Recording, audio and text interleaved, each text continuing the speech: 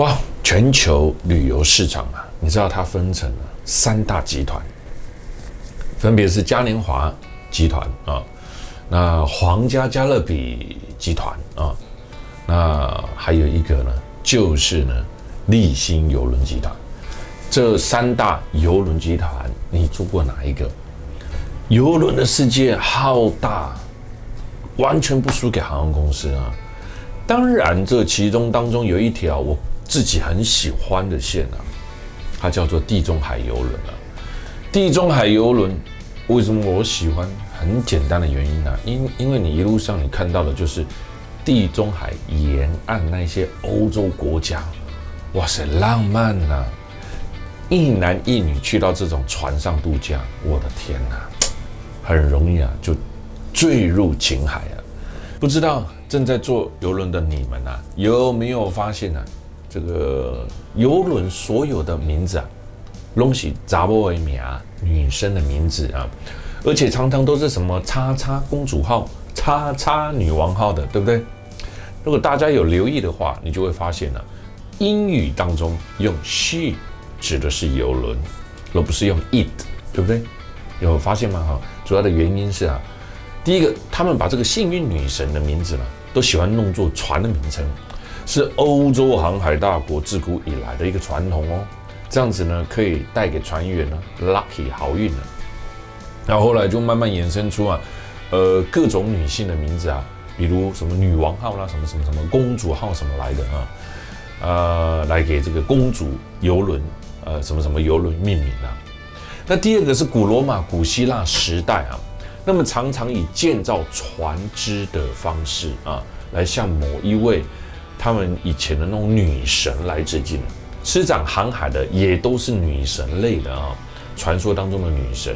那第三个是航海民族将船只当作什么妈妈的化身，水手认为船只跟女人呢有太多的相似之处啊。那曾经有水手就说过啊，保养军舰跟女人涂粉一样花钱啊，这样讲也不太对哈。女人打扮漂亮你才会看嘛，是不是？你也爱看啊。那为什么他说涂粉呢？因为船只也是要油漆啊，它才不会生锈嘛，防锈啊。那比如说，总有很多的男人呢，也会围绕着什么邮轮啊，所以叫续嘛。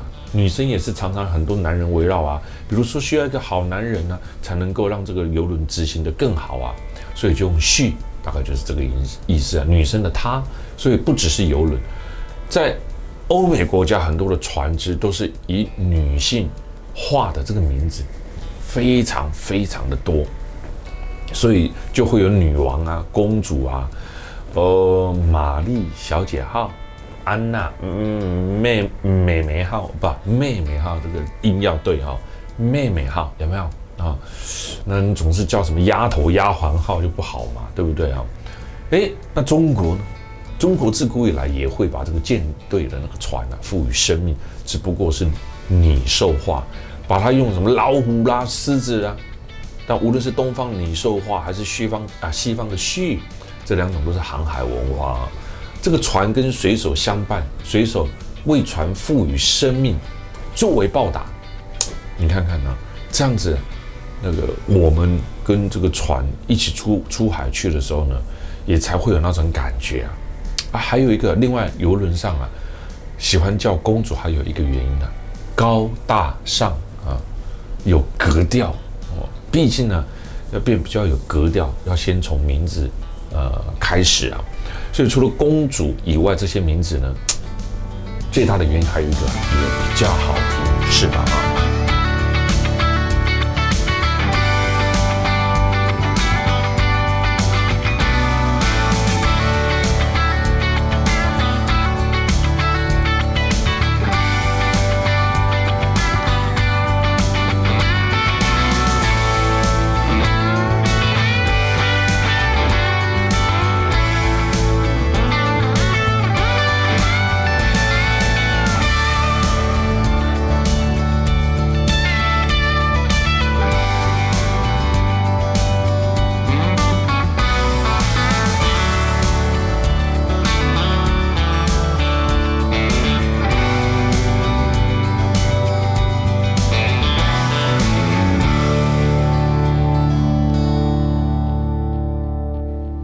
你可以叫它罗马竞技场，你也可以叫它罗马斗兽场 （Colosseum） 啊，很绕口的意大利语啊。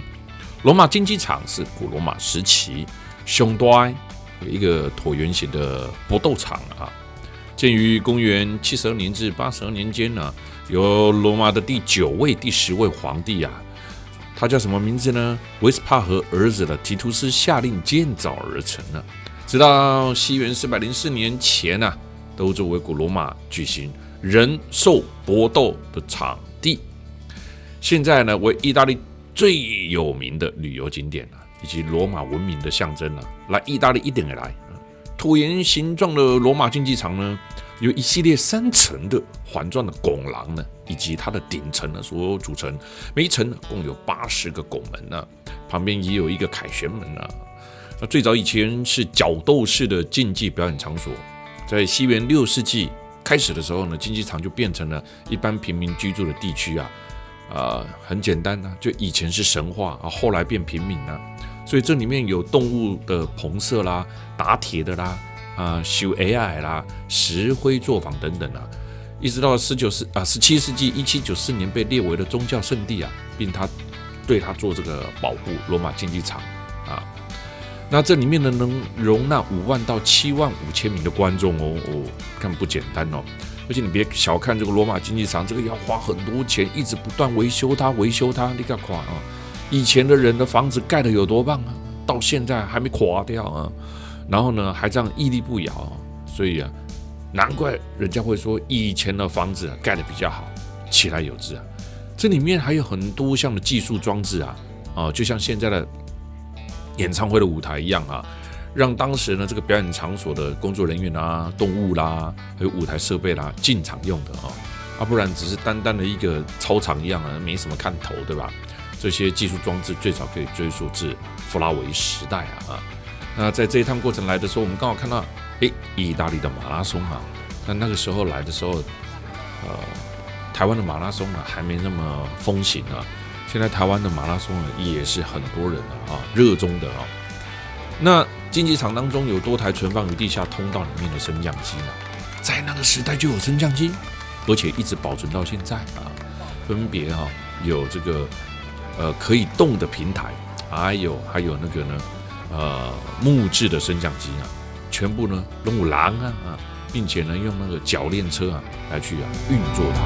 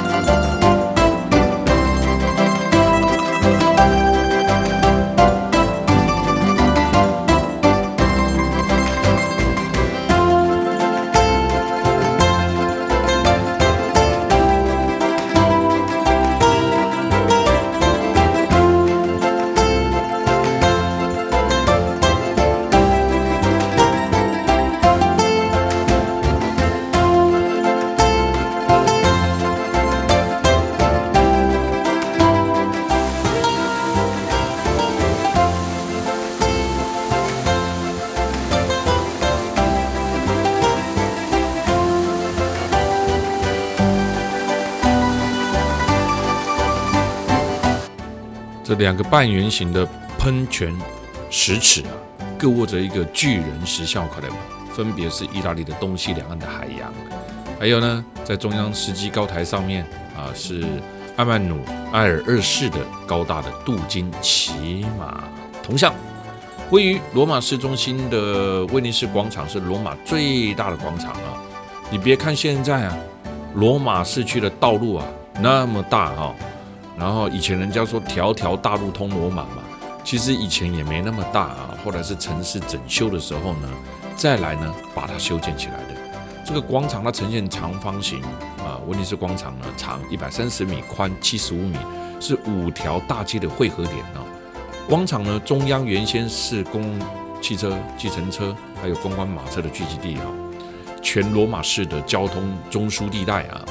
在1980年下半年起啊，罗马市政府呢就对它进行了整顿啊，让它呢更加的美丽壮观了。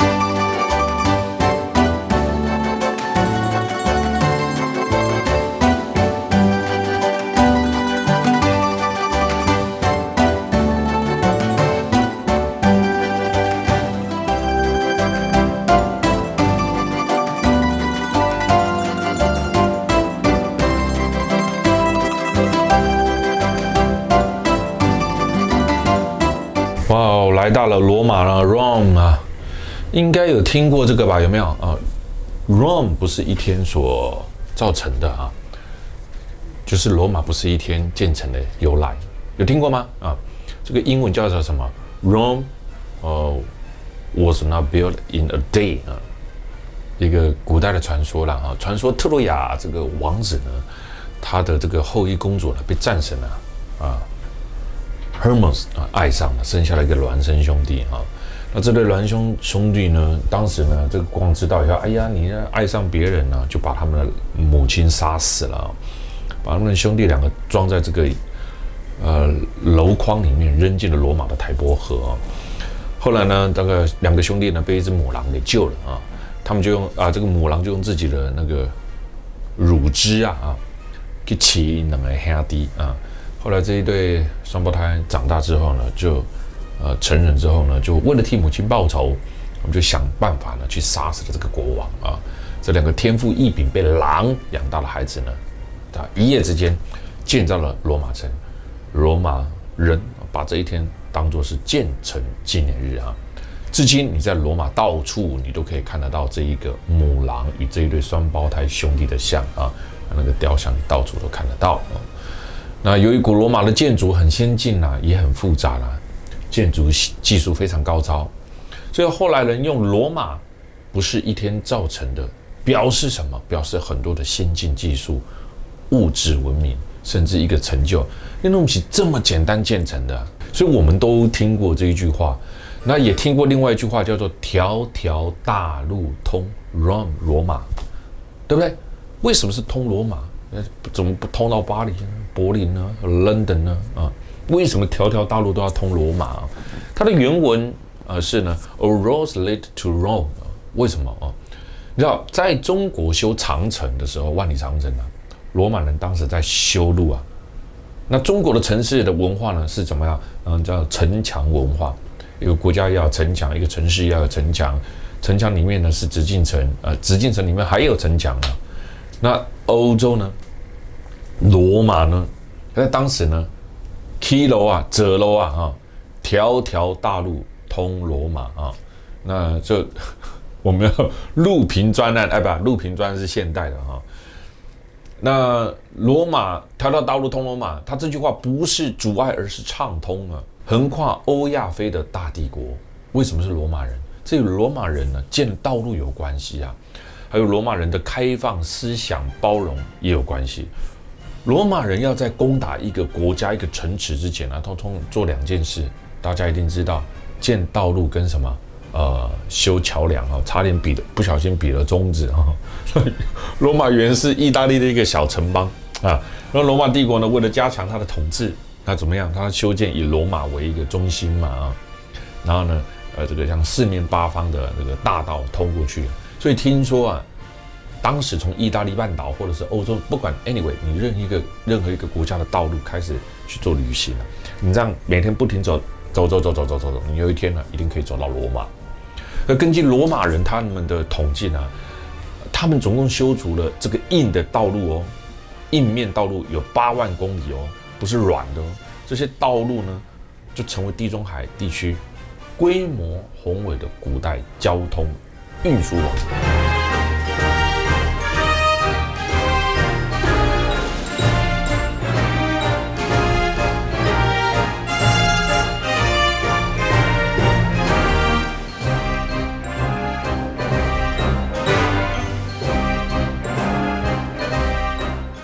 万神殿保存非常的良好，跟罗马其他的建筑一样，这都是因为它后来被用另外的用途继续使用。从青铜大门进入万神殿的内部呢，受到这个角度的限制人呢无法用肉眼一眼看尽里面的壮美即使用最大的这个广角镜头你会导致成极度失真这种情况底下，必须依靠绘画作品18世纪的意大利画家帕里尼他擅长画这个罗马的古迹文明他也被称为叫透视大师在万神殿的内景这一幅画当中，他在有限的画幅中展现了万神殿的全景这是任何照片都无法达到的。神殿的内部从地面到穹顶的这个设计和装饰，有看到一格一格的吗？它这样子呢，是为了减轻它穹顶的重量。你可以感受到阳光透过穹顶的圆孔照射在神殿内的墙上，并产生了这个折射，从而呢照亮了整个神殿神殿中的众人在进行祈祷的时候或在高谈阔论的时候哇，你就会发现它里面做的回音光线的折射有多么的厉害我们刚刚看到万神殿穹顶内壁被整齐规划分成了5排28格，一共呢有140个花格那每一格呢皆被由上而下雕凿出了凹陷，这种凹陷呢不仅使得墙后的地简更为合理也增加了万神殿内部的美观性，并且呢使它具有更良好的声学特性，就是我刚刚说的声音还有那个光线都做到很好的折射跟回弹，这种效果只有混凝土才可以做得到。那你就知道在那个年代，它既然是用混凝土盖的，这就厉害了吧？因为只有通过模具才能达到的这种效果。这些刚刚那些方格现在看起来它就是混凝土本来的灰褐色，但是听讲到以前的时阵古早时阵这可能是镀金的来吧，我们继续漫游在罗马的大城小巷。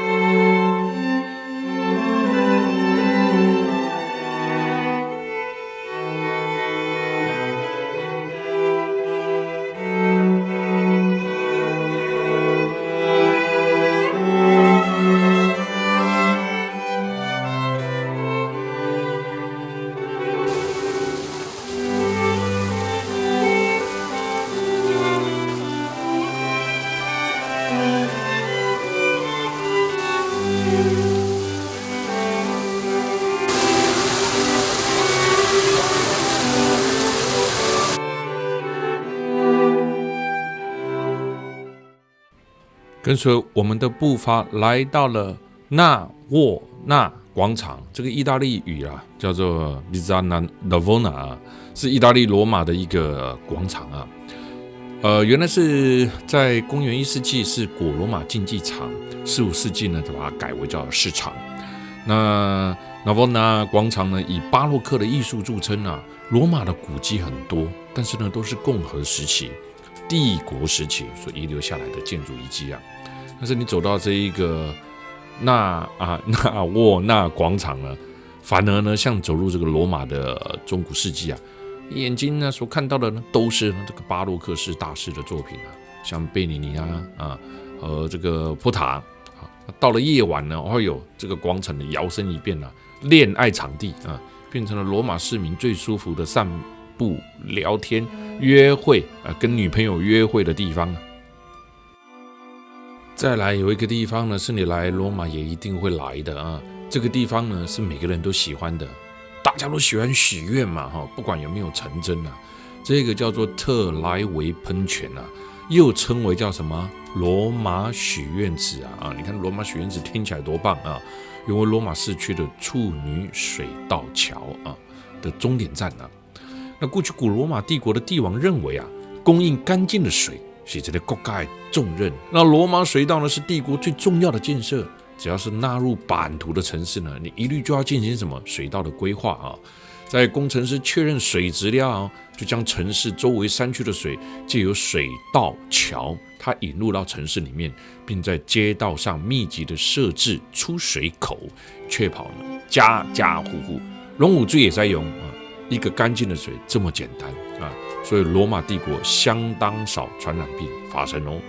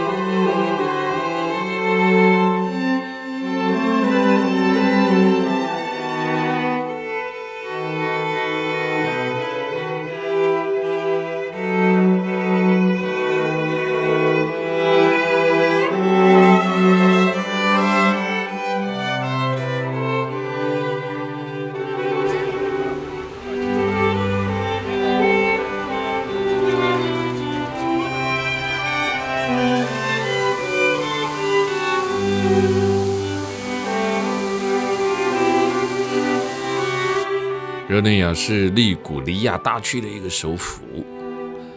阿拉伯语的意思是一个漂亮的城市，真的漂亮啊！以中世纪文艺复兴时期和巴洛克式与哥德式的建筑来闻名。13到17世纪时，热内亚曾以一个海上王国的姿态与威尼斯分庭抗礼，就是呢，它曾经是一个独立的国家啦。当然现在是属于意大利啊，非常的繁荣啊。现在依然能在热内亚的旧城区啊，看到当年富丽堂皇的建筑物啊。当热内亚是13式建筑啊，而威尼斯是湖上的岛城啊，两者格局完全不相同。那热内亚呢，是意大利的第一大的海港城市哦，也是这个地中海地区的第2大港哦，仅次于法国的马赛。哥伦布的故居也在这个城市。我们现在看到的这个就是圣罗伦佐教堂。这里是哥伦布他的老家。你知道呢，我以前刚开始来到热内亚的时候啊，这个地方根本没有什么旅客来，现在不一样喽。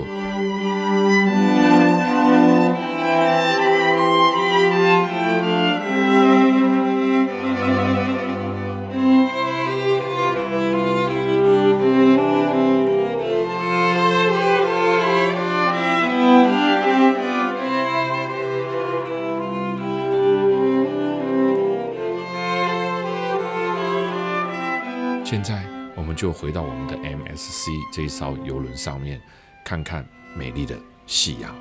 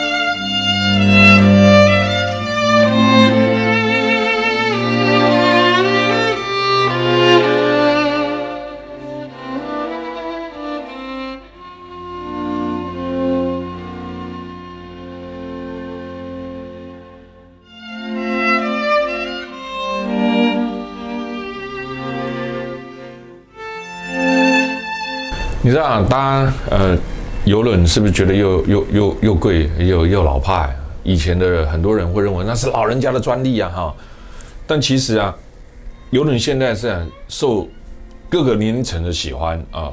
你知道这个 check in 一次啊，你就可以跑好几个国家城市啊，你也不用拖着这个行李啊，到处啊跑来跑去啊，换饭店啊，节省了很多的体力啊。而且在邮轮上面，你可以多了很多的时间啊，可以跟你的家人聊聊天认识新的朋友啊。更棒的是呢，你也可以呢在旅途当中认识，就我刚刚说的朋友啊，这个非常非常的重要啊。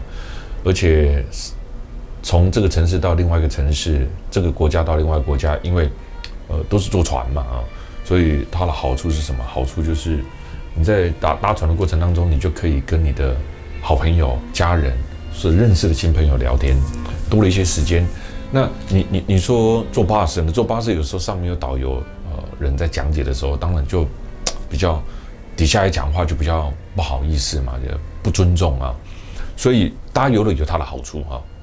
那我个人认为呢，刚好在播邮轮，我认为呢，旅行呢是一个很重要的事，它不是单纯的这么简单的为了一个炫耀啊，它是一个主要要找回什么？找回生活的本质。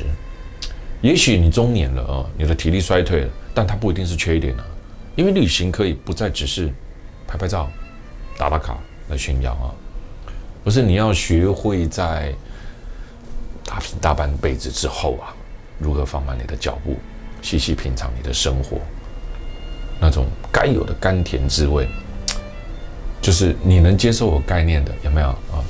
很多人很有钱你是不是愿意放慢你的脚步来思考看看？我觉得旅游的观念我可以跟大家分享啊。那喜欢我的人呢，当然呢你们就跟我志同道合。那不喜欢的也没有关系哈，大家当作聊聊天哈。因为我不管是从台湾或是到国外，我觉得事业成就成功的企业者、商人其实非常多。但是我知道一个商人，一个成功的企业者，他们最常就是忙碌一辈子啊。就算你不是企业者，有时候也会忙碌啊，因为照顾小孩、打拼工作都是为了家庭嘛。但是你知道，在欧美的船上有很多的外国人，他们赚了很多的钱，然后呢退休，他不在乎有没有打卡炫耀有没有去过很多的地方啊。就像我们台湾也是啊，国外也是很多人呢，对我们这种露营方式很喜欢啊，因为他认为它是一辈子的啊。那你知道吗？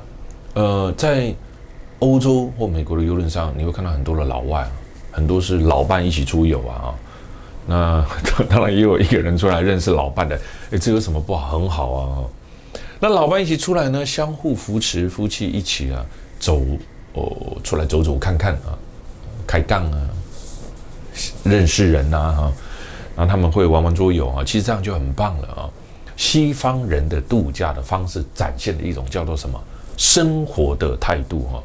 那我们台湾呢，或者是亚洲啊，都比较重视 CP 值啊，怕吃亏啊，常常斤斤计较啊。但是出国旅游本来就是为了放松啊，有时候啊，好像把整个行程塞到爆啊，觉得这样啊，反而好累啊。出去玩那个抱怨啊、计较啊，对你的旅游怎么会开心啊？有一次常常在邮轮上看到人挤人啊，看完下船也要排队酒后啊，要自己付费啦要付小费啦有时候就会觉得什么都不爽啊，从头到尾都要吃免钱的，吃到饱啊，最好是团费全包 ，CP 值要高，遇到天候因素等等行程被 delay 了啊，甚至不能上岸了哈 ，K 戏啊，像气炸锅一样啊，炸开来了啊，到处投诉啊，回来就投诉啊。只要他觉得不爽的地方，那就投诉啊。这好像变成现在的，有时候在台湾会觉得好像一种文化啊。更多时候好像认为自己缴了一笔钱出来，自己是老大一样啊，忘记什么叫做知足跟感恩啊。会认为不能玩的彻底啊。为什么不让我们玩到最后一刻？为什么不能全包制啊？我想你一定听过很多周遭的朋友在讲这些事，这样子的旅游方式哈。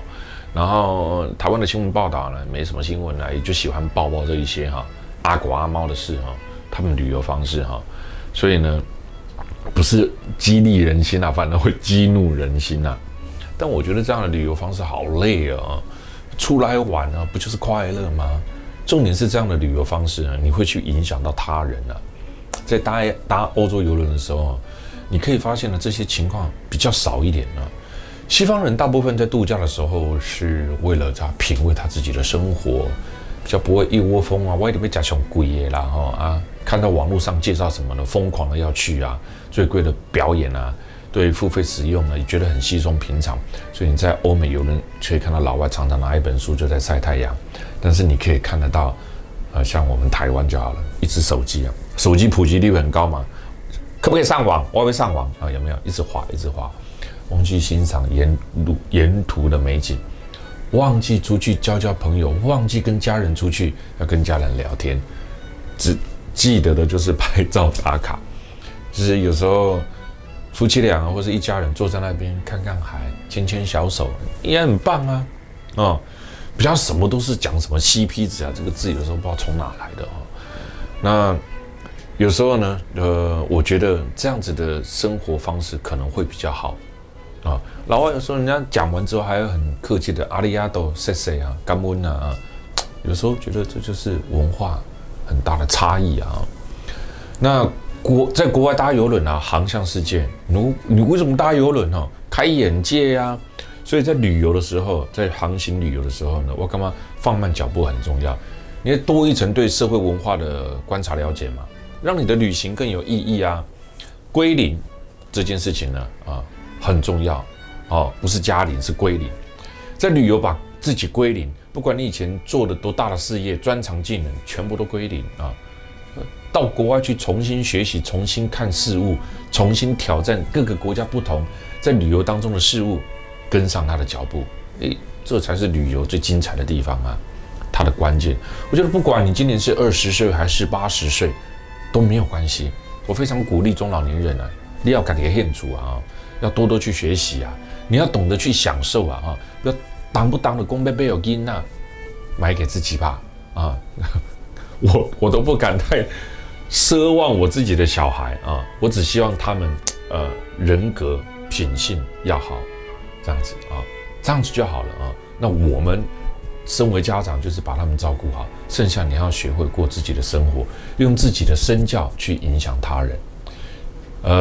应该多多去学习啦，活到老学到老，在这个社会上也可以学到很多技能，对不对？去过自己的生活，不要一直觉得我老了啦，我没塞啊，没动头啊。告诉你，这样找不到你生活的重心啊。中年以后出去玩了，那你就不只是单单旅行的方式啊，可以改变了。退休生活也不是只有那么一种选择，对不对？你换个角度，你自己看这个世界啊，你会发现50岁以后反而是人生更美好的起点。